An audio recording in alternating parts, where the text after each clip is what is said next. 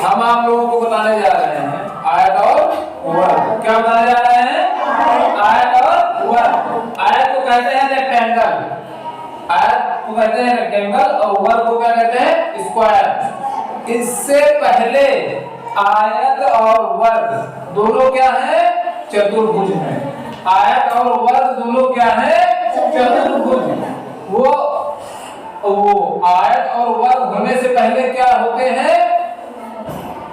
ठीक, चतुर्भुज होते हैं। जैसे क्या है, कोई तुम लोग स्टूडेंट हो, हम टीचर हैं, और उसके बाद कोई आर्मी में है, कोई पुलिस में है, उस सबसे पहले क्या है? वो आदमी है, आदमी है ना।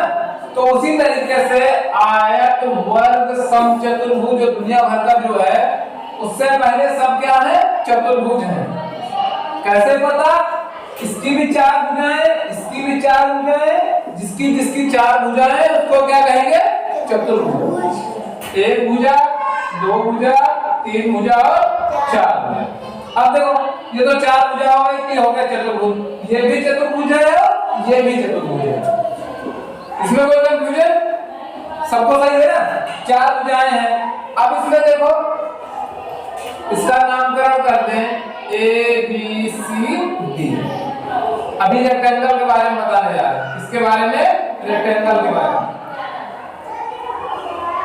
तो इसमें क्या है? दो लंबाई है और दो चौड़ाई है। इसमें देखो, ए बी एक लंबाई है और डी और सी, सी डी दो लंबाई हो गई, बी सी एक चौड़ाई हो गई और ए डी दूसरी चौड़ाई हो गई। तो दो चौड़ाई है और दो लंबाई है।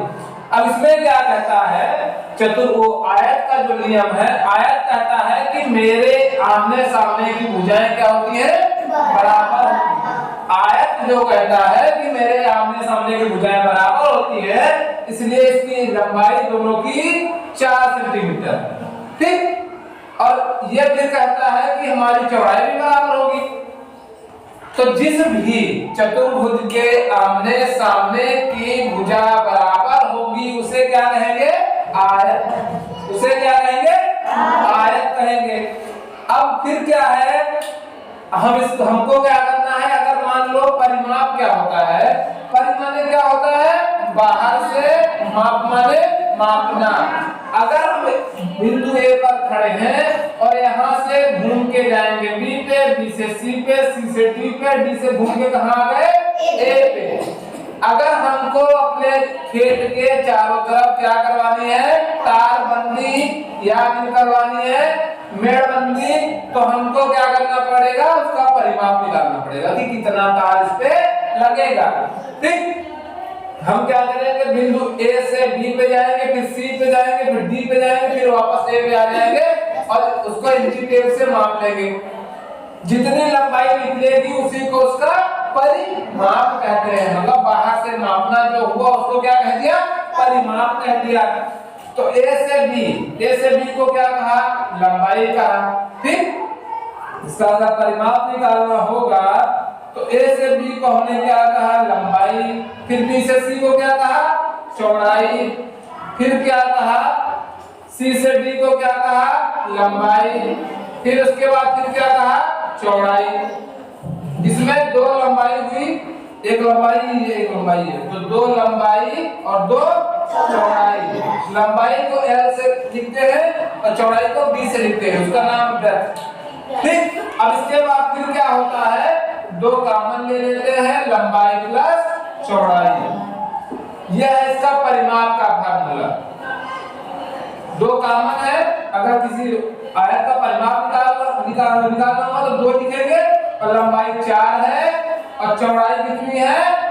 3 है। गुणे 2, 4 3 7, 7 का गुणा 2, 7 दूनी 14। ये इसका परिमाप हो गया 14 सेंटीमीटर। होगा हमारे खेत में 14 सेंटीमीटर का तार होगा तो हमारे खेत की चारों तरफ मेड़बंदी हो जाएगी। फिर उसके बाद क्या है? अब हमको आयत क्या निकालना है? क्षेत्रफल। क्षेत्रफल क्या करता है? जैसे हमारा खेत है उसके ऊपर हमको तिरपाल डालना है, या फिर हमारा आंगन है उसके ऊपर क्या करना है? तिरपाल डालना होता है। पूरा उसको क्या करना है? ढकना है। तो कितना उस पे तिरपाल लगेगा ऊपर से, या फिर हमारा खेत है तो उसके ऊपर कितनी मिट्टी डालनी है पूरे में कि कवर हो जाए। ये खेत में अगर गड्ढा है तो कितनी मिट्टी है उसमें, आप कितनी निकालनी है, कितनी डालनी है, उसके लिए उसका क्षेत्रफल निकाला जाता है। क्षेत्रफल निकालने के लिए खेत की लंबाई को खेत की चौड़ाई से क्या करते हैं, गुणा कर देते हैं। खेत की लंबाई को खेत की चौड़ाई से गुणा कर देते हैं और उसका क्षेत्रफल निकल आता है। जैसे इसकी लंबाई 4 सेंटीमीटर है, चौड़ाई 3 सेंटीमीटर, ये हो जाएगा 12 सेंटीमीटर। सेंटीमीटर 2 बार है तो ये क्या हो जाएगा, सेंटीमीटर स्क्वायर। इस तरह से हम इसका परिमाप निकालेंगे और क्षेत्रफल निकालेंगे। बात समझ गए?